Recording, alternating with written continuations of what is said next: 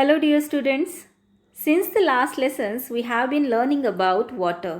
Now you know many things about water. It is a very interesting topic, isn't it? Now let us learn more about water. In this lesson we are going to learn many new and interesting concepts about water. So here is the lesson number 10, more about water. मुलांनो, मोर about water हा lesson पूर्ण activity based lesson आहे. यामध्ये भरपूर activities करायला दिलेल्या आहेत. तर त्या सगळ्या ॲक्टिव्हिटीज तुम्ही घरी करायच्या आहेत. So let us learn this lesson. Try this. Take some clean water in a glass. Look at its colour. What colour is it? आता तुम्हाला पाण्याने भरलेला ग्लास घ्यायचा आहे आणि पाण्याचा रंग सांगायचा आहे. कोणता रंग आहे पाण्याचा? सांगता येणार आहे? नाही, कारण की पाण्याला रंगच नसतो, हो की नाही? आपण पाण्यामध्ये जर येलो कलर टाकला तर पाण्याचा कलर येलो होतो. पाण्यामध्ये रेड कलर टाकला तर पाण्याचा कलर हा रेड होतो. म्हणजेच काय? तर प्युअर वॉटरला कलर नसतो. Water is colourless. Now next.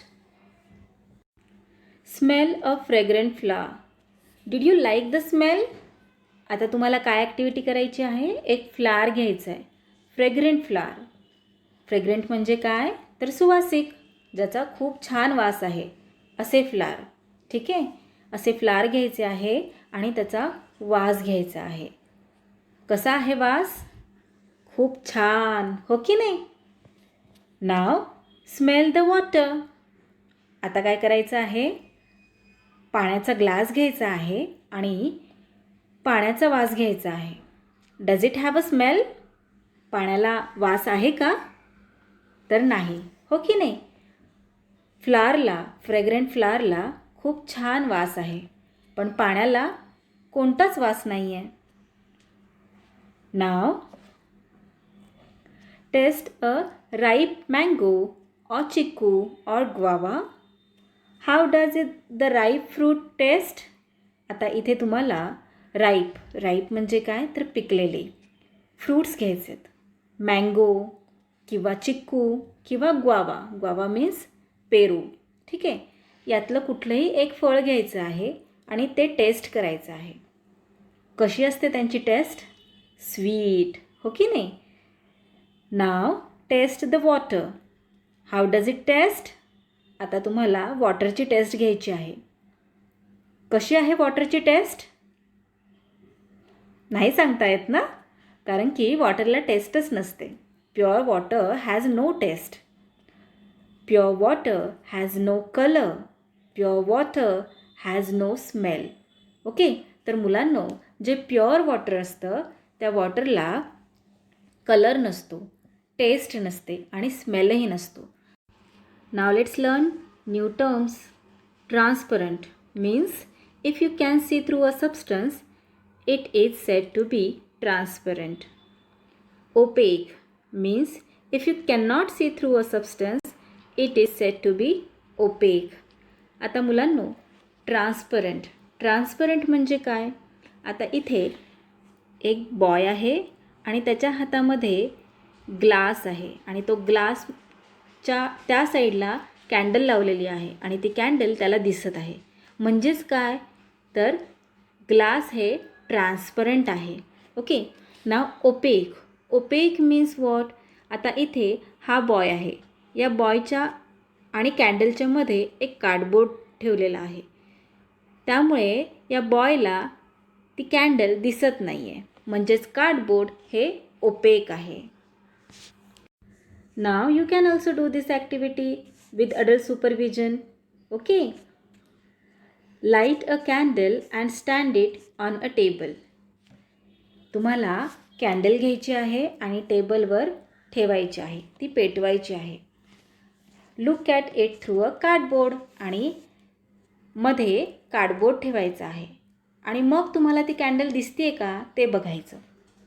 Now look at the same candle through a glass pen.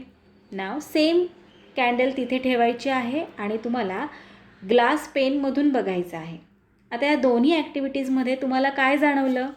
ज्यावेळेस तुम्ही कार्डबोर्ड मधून कॅन्डलला बघत होता त्यावेळेस तुम्हाला कॅन्डल दिसली का? नाही दिसली, हो की नाही? तुम्ही हे ॲक्टिव्हिटी घरी करून बघायची आहे. कार्डबोर्डमध्ये ठेवायचं आहे आणि मग बघायचं आहे. तुम्हाला कॅन्डल दिसेल का? तर नाही दिसणार. का? कारण की कार्डबोर्ड हे ओपेक आहे. ओके, कार्डबोर्ड हे ट्रान्सपरंट नाही आहे. कार्डबोर्ड ओपेक आहे, त्यामुळे ती कॅन्डल तुम्हाला दिसणार नाही. तसंच तुम्ही जर ग्लास पेन थ्रू जर कॅन्डल पाहिलीत तर तुम्हाला कॅन्डल दिसणार. का? कारण की ग्लास पेन हे ट्रान्सपरंट आहे. Okay, you can not see the flame through the cardboard but you can see it through the glass. What does that mean?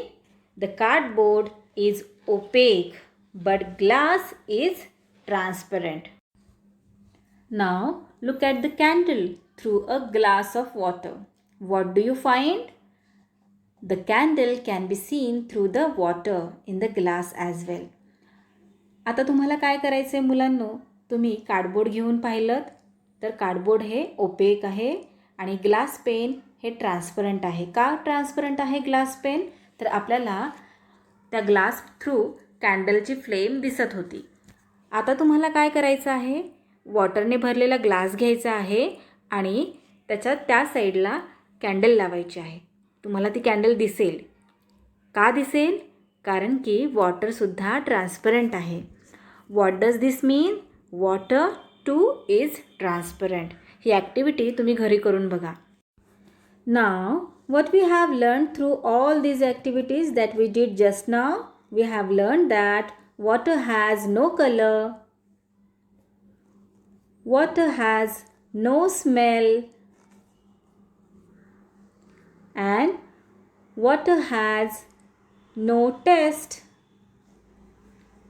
and water is transparent, isn't it? One more activity is given for you children here. Try this. Take some wheat or jawar flour and some water. Take 2 dishes and 2 glasses. आता इथे तुम्हाला wheat floor म्हणजे गव्हाचं पीठ किंवा ज्वार floor म्हणजे ज्वारीचं पीठ, दोघांपैकी काहीतरी एक घ्यायचं आहे. एकतर गव्हाचं पीठ घ्यायचं आहे किंवा ज्वारीचं पीठ घ्यायचं आहे आणि थोडं पाणी घ्यायचं आहे. त्यानंतरनं तुम्हाला 2 डिशेस घ्यायच्या आहेत आणि 2 ग्लासेस घ्यायचे आहेत. त्यानंतरनं काय करायचं आहे? Put a little flour in one of the dishes. 2 dishes घेतलेल्या आहेत तुम्ही. त्यातल्या एक डिशमध्ये तुम्हाला कोणतंही एक जे तुम्ही पीठ घेतलेलं आहे ते पीठ टाकायचं आहे. Then pour some water in the other dish. आणि दुसऱ्या डिशमध्ये तुम्हाला पाणी टाकायचं आहे. चला तर मग आपण आता एक डिश घेऊयात. त्या डिशमध्ये आपण पीठ टाकलेलं आहे आणि दुसऱ्या डिशमध्ये आपण पाणी टाकलेलं आहे. Now put some flour in one of the glasses and put some water in the other glasses. चला आपण ग्लास घेऊयात, त्यामध्ये थोडं पीठ टाकूयात. नाव दुसरा ग्लास आणि त्यामध्ये काय टाकायचं आहे? आपल्याला पाणी टाकायचं आहे. 2 डिशेस घेतल्या आपण. त्यातल्या एक डिशमध्ये आपल्याला पीठ टाकायचं आहे, दुसऱ्या डिशमध्ये आपल्याला पाणी टाकायचं आहे. त्यानंतरनं 2 ग्लासेस घ्यायचे आहेत. त्यातल्या एका ग्लासमध्ये आपल्याला पीठ टाकायचं आहे आणि दुसऱ्या ग्लासमध्ये आपल्याला पाणी टाकायचं आहे. Then what do you see? आता तुम्ही काय पाहिलं? A small heap of flour is formed in the dish. A heap of flour is formed in the glass as well. The water, however, takes the shape of the plate or the glass. What does this tell us? Water takes the shape of the container into which you pour it.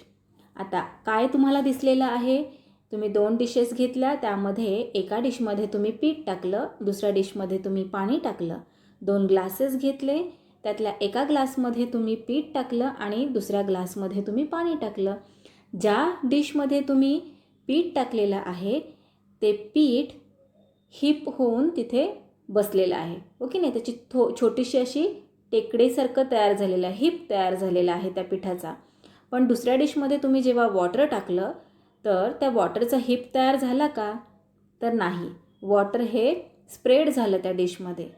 तसंच ग्लासमध्ये जेव्हा तुम्ही पीठ टाकलं तेव्हाही त्या पिठाचा heap तयार झाला. ठीक आहे. आणि ग्लासमध्ये जेव्हा तुम्ही वॉटर टाकलं त्यावेळेस ते वॉटर हे ग्लासच्या शेपचं झालं. मग यातून आपल्याला काय शिकायला मिळतं? Water does not have a shape of its own. That is why it spreads when it spills on the floor.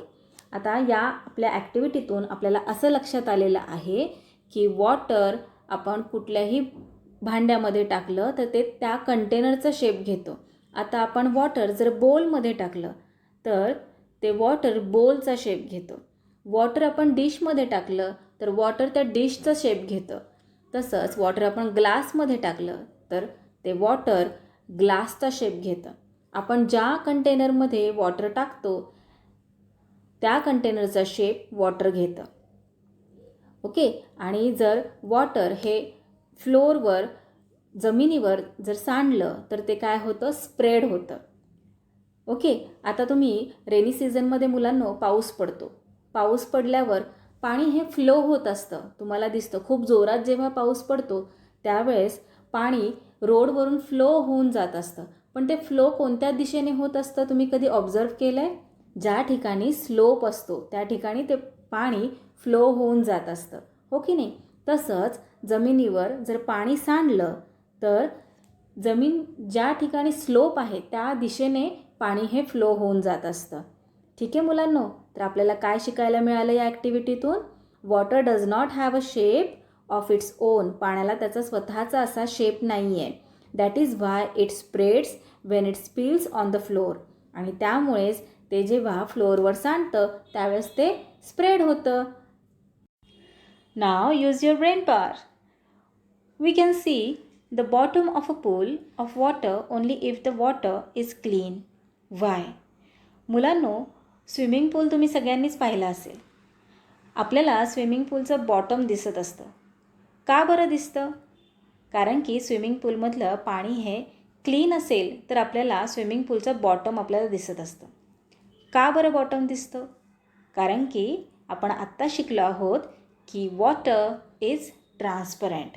Water transparent असतं म्हणून आपल्याला स्विमिंग पूलमधलं वॉटर हे प्युअर असेल तर आपल्याला स्विमिंग पूलचा बॉटम दिसतो. नाव next.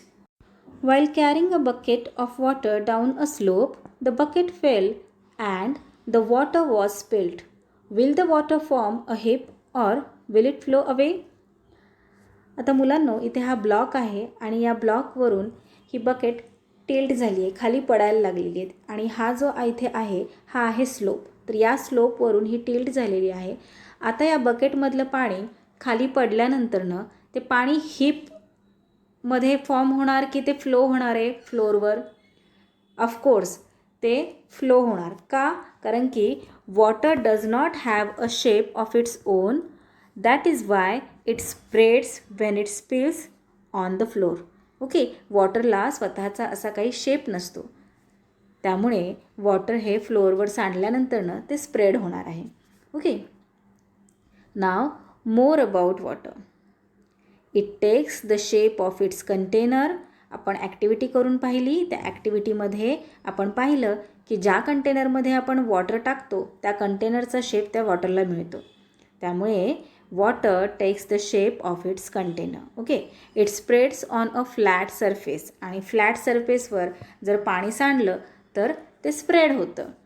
Now it flows down a slope. आणि पाणी हे डाऊन स्लोपला फ्लो होतं. डाऊन स्लोपला फ्लो होतं म्हणजे काय मुलांनो? तर स्लोप असेल तर पाणी ह्या डाऊन डिरेक्शनलाच फ्लो होऊन जाणार. हो की नाही? ते त्याच्या अपोजिट डिरेक्शनला फ्लो होणार नाही. त्यामुळे water flows down a slope. Now children, till now we have learned water has no colour, water has no smell, water has no taste, water is transparent, it takes the shape of its container, It spreads on a flat surface and water flows down a slope. So children, in the next video, we will learn next part of this lesson. To understand the lesson better, please do watch part 2 of our lesson number 10, more about water. The link of part 2 of this lesson is given in the description box. You can find it in the comment box too. Till then, keep learning, keep enjoying. Bye bye.